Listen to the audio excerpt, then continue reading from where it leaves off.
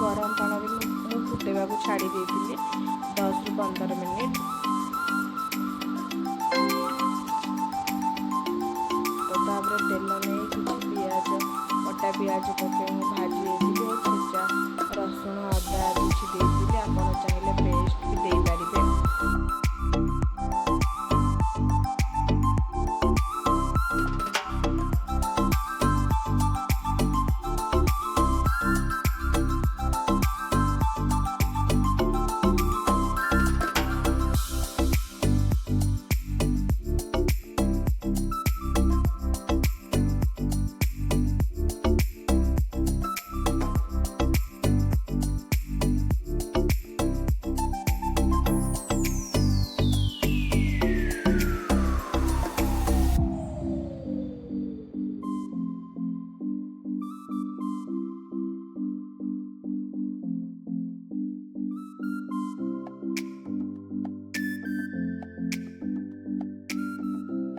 आलू को पकई मु किसी भल भाव में भाजी दे तापर कंकड़ा को पकई देती और कषी देती किसी समय पाई।